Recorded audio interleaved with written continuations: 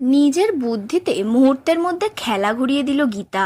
হ্যাঁ বন্ধুরা, গীতা এলএলবি সিরিয়ালের আজকের পর্বে আমরা দেখতে পাবো রূপা রানী আয়া সেন্টারের মালিক কাঠগড়ায় এসে অগ্নিজিৎ বাবুর বিরুদ্ধে উল্টোপাল্টা কথা বলতে শুরু করে।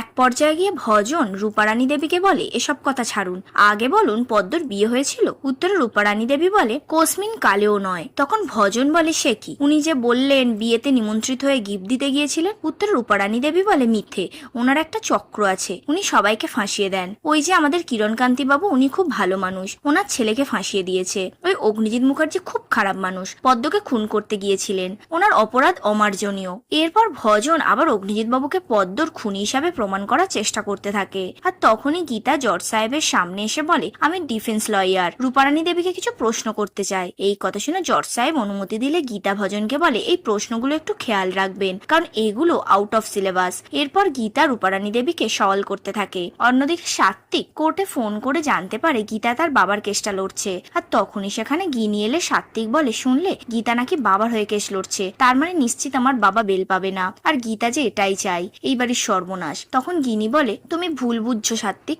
গীতাই একমাত্র পারে ওই মানুষটাকে বের করে আনতে, আর তুমি তার দিকেই আঙুল তুলছো। উত্তরে সাত্ত্বিক বলে, হ্যাঁ তুলছি, কারণ আজ পর্যন্ত আমাদের বাড়িতে যা কিছু খারাপ হয়েছে সবটা তোমাদের জন্য। তখন গিনি বলে, আর কত অপমান করবে তুমি, আর তোমার বাবাকে নিয়ে যদি এতই চিন্তা, তাহলে তুমি বাড়িতে বসে আছো কেন, কোর্টে যাও। উত্তরে সাত্ত্বিক বলে, কোর্টে যাইনি কারণ বাবাকে আমি কাঠগড়ায় দেখতে পারবো না। এরপর সে গিনিকে খুব বাজেভাবে অপমান করতে থাকে। এদিকে গীতা রূপারানী দেবীকে একের পর এক প্রশ্ন করতে থাকে, এমনকি সে এও বলে, আপনি পড়াশোনা কত দূর করেছেন? উত্তর রূপারানী দেবী বলে, পড়াশোনা তো করিনি। তখন গীতা বলে, তাহলে আপনি এই যে কঠিন কঠিন বাংলা শব্দগুলো ব্যবহার করছিলেন, এগুলো কে শিখিয়েছে? ভজন মিত্তির? এটা কি ভাষণ দেওয়ার জায়গা? এই কথা শুনে রূপারানী দেবী চিৎকার করে বলে ওঠে, মুখ সামলে কথা বল। তখন গীতা জজ সাহেবকে বলে, আসল রূপ বেরিয়ে এসেছে হুজুর, উনি নিজেই বললেন কোনোদিন পড়াশোনা করেননি, আর এটা থেকে বোঝা যাচ্ছে এই শব্দগুলোকেও শিখিয়ে দিয়েছে। আমরা ধরে নিতেই পারি এটা স্ক্রিপ্টেড। উনি ব্যক্তিগত জীবনে এরকম শব্দ ব্যবহার করেন না, কারণ ওনার শিক্ষা দীক্ষা নেই। অন্যদিকে গিনি সাত্ত্বিককে বলে, তুমি গীতাকে ভালোবাসতে,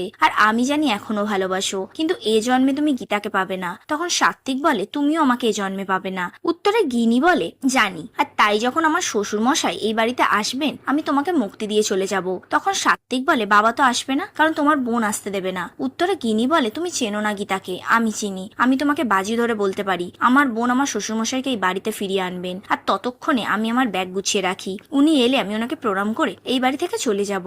এই বলে সে সাত্ত্বিককে জড়িয়ে ধরে কাঁদতে শুরু করে। এইদিকে গীতা জজ সাহেবকে বলে, পুলিশি হেফাজত থেকে আমি অগ্নিজিৎ মুখার্জির ফোনটা একবার চাইছি। তখন জজ সাহেব বলে, কেন? উত্তরে গীতা বলে, কারণ অগ্নিজিৎ মুখার্জির ফোনে আমি ভয়েস রেকর্ডার অন করে দিয়েছিলাম, সেখানে পদ্মরানী দাসের ভয়েস নোট আছে। এই কথা শুনে জজ সাহেব কোর্টে অগ্নিজিৎ বাবুর ফোন সাবমিট করতে বলে। এরপর গীতা থানার বড়বাবুকে প্রশ্ন করার জন্য কাঠগড়ায় আসতে অনুরোধ করে। তখন বড়বাবু অগ্নিজিৎ বাবুর ফোন কোর্টে সাবমিট করে কাঠগড়ায় এলে গীতা বলে, আপনি সত্যিই একজন সৎ পুলিশ অফিসার, কিন্তু এই মুহূর্তে আপনি ভুল পথে চালিত হচ্ছেন। তখন বড়বাবু বলে, আমাকে শেখাতে আসবেন না, দীর্ঘদিন আমি এই কাজে আছি, কোনোদিন কোনো কেসে আমি অসফল হইনি, আমি নিজের চোখে দেখেছি ওনাকে ছুরি হাতে। উত্তরে গীতা বলে, ছুরি হাতে দেখেছেন, কিন্তু ছুরি চালাতে দেখেছেন কি? আপনি দেখেছেন কি পদ্মরানী দাসের উপরে নির্মম ভাবে অগ্নিজিৎ মুখার্জি ছুরি চালাচ্ছে? মনে করুন। তখন বড়বাবু বলে, না মানে আমি ঘরে ঢুকে দেখি অগ্নিজিৎ বাবুর হাতে ছুরি। উত্তরে গীতা বলে, রাইট। আর এখানেই আজকের পর্বটি শেষ হয়। গীতা এলএলবি সিরিয়ালে প্রতিদিনের আপডেট পেতে আমাদের চ্যানেলটিকে অবশ্যই সাবস্ক্রাইব করে রাখুন। ধন্যবাদ।